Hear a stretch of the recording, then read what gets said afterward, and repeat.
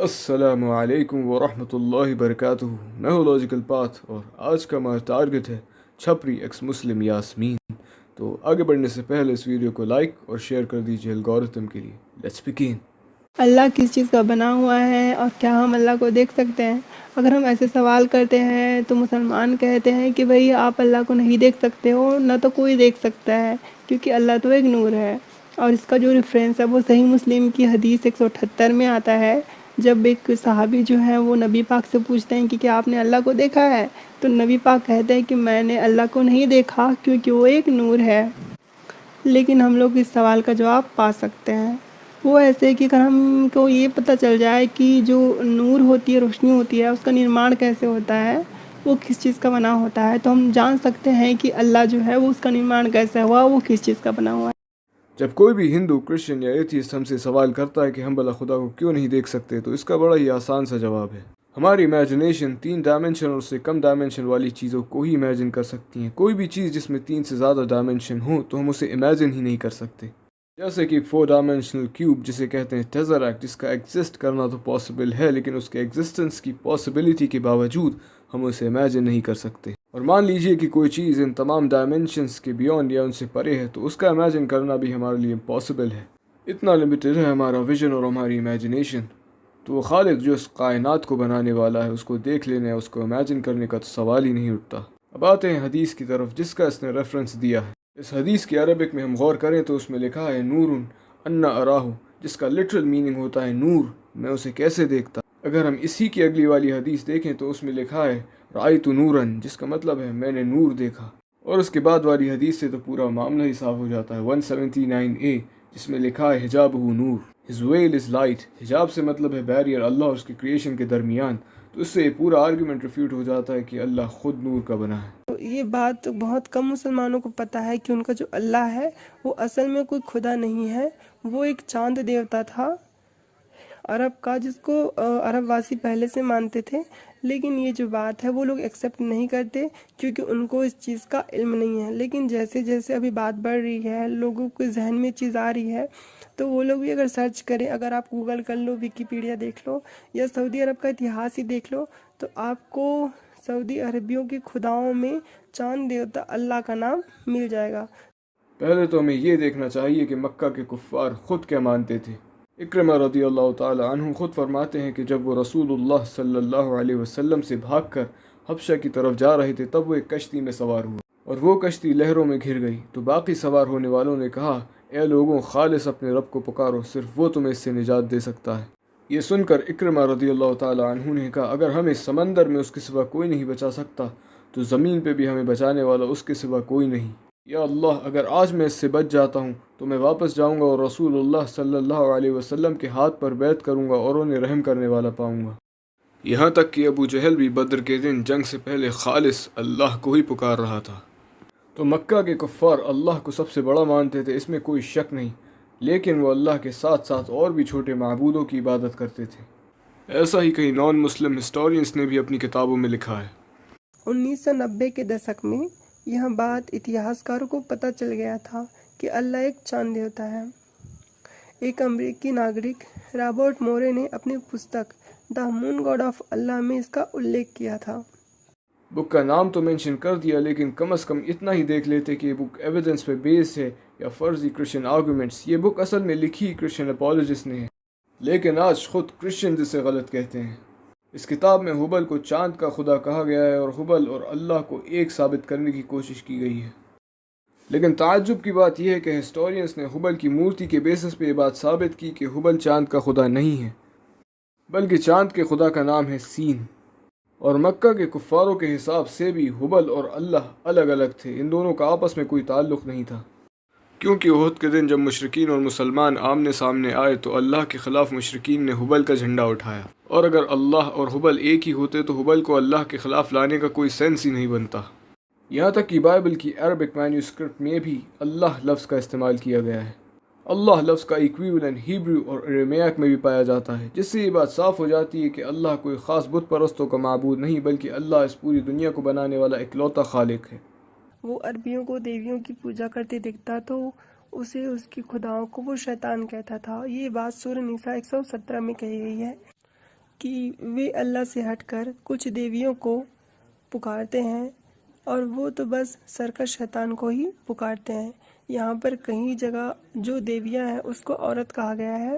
قرآن میں کئی جو ٹرانسلیشن میں اس کا مطلب یہ ہے کہ وہ لوگ عورتوں کو دیوی تک کی جو اپادھی ہے وہ نہیں دے سکتے تھے۔ اور اس کے حساب سے قریش مکہ بہت ہی اچھے لوگ تھے کیونکہ وہ دیویوں کو مانتے تھے، یعنی عورتوں کی عبادت کرتے تھے۔ لیکن اس کو یہ بات کون بتائے کہ یہی قریش مکہ جب ان کے گھروں میں بیٹیاں پیدا ہوتی تھی تو ان کو زندہ گاڑ دیا کرتے تھے اور ان کو شرمندگی کا باعث سمجھا کرتے تھے، جبکہ رسول اللہ صلی اللہ علیہ وسلم نے کہا جس کسی کی بھی 3 بیٹیاں یا 3 بہنیں ہیں تو ان کے معاملے میں ڈرا اور ان کا خیال رکھا تو وہ جنت میں میرے ساتھ اس طرح ہوگا جس طرح میری یہ 2 انگلیاں ہیں۔ اس کے بعد رسول اللہ صلی اللہ علیہ وسلم نے 2 انگلیوں کو اٹھا کر اشارہ کر کے دکھایا۔ سورہ طور کی آیت 9، یہاں اللہ پاک کہتے ہیں کہ آسمان بری طرح سے ڈگمگانے اور ہچکولے کھانے لگے گا۔ یہ جو آیت ہے وہ بھی قیامت کے لیے کہی گئی ہے۔ اب کوئی جو اونچی چیز ہے، مطلب کہ جو اونچائی ہے وہ تو کبھی ڈگمگاتی نہیں ہے، نہ وہ ہچکولے کھاتی ہے۔ ہچکولے کون سی چیز کھا سکتی ہے؟ جو ٹھوس ہو، جس کا جو بھاگ ہو، پرشٹھ بھاگ، آنترک بھاگ، وہ چیز ہو، تو وہ چیز جو ٹھوس ہوتی ہے وہ ہچکولے کھا سکتی ہے، ڈگمگا سکتی ہے۔ اور اس سے یہ ثابت ہوتی ہے کہ جو اللہ پاک ہے وہ آسمان کو ٹھوس سمجھتے ہیں، اور اسی لیے وہ یہ کہہ رہے ہیں کہ آسمان جو ہے وہ ہچکولے کھانے لگے گا اور ڈگمگانے لگے گا۔ ان کے حساب سے آسمان مڑ نہیں سکتا، ڈگبگا نہیں سکتا۔ اب آپ سائنٹسٹ کی کلپ دیکھیے۔ Empty space is not nothing. It's something. Something with hidden characteristics as real as all the stuff in our everyday lives. In fact, space is so real, it can bend. Space can twist. And it can ripple. So real that empty space itself helps shape everything in the world around us and forms the very fabric of the cosmos. جب بھی میں صفیہ کے بارے میں سوچتی ہوں میرے دل کانپ جاتا ہے۔ میں بھی ایک لڑکی ہوں، میں سوچتی ہوں اگر میں اس کی جگہ ہوتی تو میں کیسے محسوس کرتی۔ صفیہ رضی اللہ تعالیٰ عنہ خود فرماتی ہے، میں اپنے والد اور چچا کی سب سے لاڈلی لڑکی تھی۔ وہ سب سے پہلے میرے پاس آتے تھے باقی کے بھائی بہنوں کو چھوڑ کر۔ ایک بار رسول اللہ صلی اللہ علیہ وسلم کے مدینہ ہجرت کرنے کے بعد رسول اللہ صلی اللہ علیہ وسلم قبا میں تھے۔ میرے والد اور چچا ایک صبح ان کے بارے میں پتہ کرنے چلے گئے، تو جب وہ واپس آئے تو دھیرے دھیرے چل کر واپس آ رہے تھے۔ جیسا کہ میری عادت تھی میں ان کی طرف دوڑی، لیکن آج انہوں نے مجھ پر ذرا بھی دھیان نہیں دیا، اس غم کی وجہ سے جو ان کے دلوں میں تھا۔ پھر حضرت صفیہ نے اپنے چچا کو ان کے والد سے پوچھتے ہوئے سنا، کیا وہ وہی ہے، یعنی وہ نبی جس کا یہودیوں کو انتظار تھا؟ تو حارث بن ابی درار نے کہا، اللہ کی قسم وہ وہی ہے۔ پھر حضرت صفیہ کے چچا نے کہا، کیا آپ نے اسے پہچان لیا اور تصدیق کر لی؟ تو حارث بن ابی درار نے کہا، ہاں۔ اس کے بعد ابو یاسر نے پوچھا کہ آپ کے دل میں اس کے لیے کیا ہے؟ تو حارث بن ابی درار نے فرمایا، نفرت، صرف اور صرف نفرت، جب تک میں زندہ رہتا ہوں۔ صفیہ رضی اللہ تعالی عنہ خود رسول اللہ صلی اللہ علیہ وسلم کو سچا نبی مانتی تھی، یہاں تک کہ یہ بات انہوں نے اپنے چچا اور اپنے والد کے منہ سے سنی۔ تو رسول اللہ صلی اللہ علیہ وسلم سے شادی کرنا اتنی بھی بڑی بات نہیں ہے۔ اگر آپ ترکوادی منوشیہ ہو اور مذہبی اندھاپن سے الگ ہو تو آپ سمجھ سکتے ہو کہ اس جیو کے پریوجن میں، اتپتی کے پریوجن میں اللہ تعالیٰ کا کوئی ہاتھ نہیں۔ ہم اگر سائنٹیفک روپ سے دیکھیں تو ہمیں اس کا اتر ملتا ہے کہ اس جیو کا کریشن کیسے ہوا، کیوں ہوا، یہ پرستھتی پہ نربھر کرتا ہے۔ لیکن اگر ہم مذہبی طریقے سے دیکھیں تو اس کا ہمیں اتر نہیں ملتا کہ اس جیو کا کریشن اللہ تعالیٰ نے کیوں کیا ہے، کیا لابھ ہے اس سے اللہ تعالیٰ کو، اس جیو کو اس سے کیا لابھ ہے، اس کے استتو کا کارن کیا ہے، ہمیں مذہبی درشٹیکون سے نہیں ملتا۔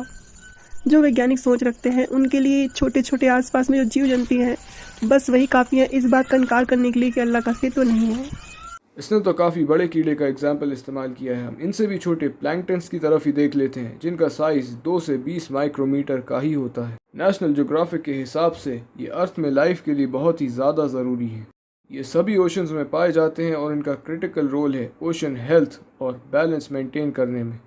ان کے بائیو ماس کے ذریعے سے ٹیریسٹریل لائف یعنی کہ وہ جانور جو زمین پہ رہتے ہیں وہ بھی انہی کی وجہ سے سسٹینڈ ہے۔ ہر چھوٹی سے چھوٹی جاندار چیز فوڈ چین کا حصہ ہے اور اس کے نہ ہونے سے پوری فوڈ چین بگڑ جاتی ہے جس سے بڑی بڑی انوائرمنٹل پرابلمز ہوتی ہیں۔ تو چھوٹے جانوروں کا ہونا ایتھیزم کو نہیں بلکہ خدا کے وجود اور انٹیلیجنٹ ڈیزائن کو ثابت کرتا ہے۔ 10ویں فیل بچوں والے آرگومنٹس کے علاوہ ایتھیزم کو پھیلانے کے لیے باجی کے پاس اور بھی کئی پیترے ہیں۔ یار میں تم سے یہ کہہ رہا ہوں کہ تمہاری ہاں کے لیے مجھے کیا کرنا پڑے گا وہ بتاؤ تم مجھے بس۔ اسلام چھوڑو۔ अभी छोड़ दो। लेकिन मैं कैसे मानूँ तुम मेरे रिलेशन में आ जाओगी?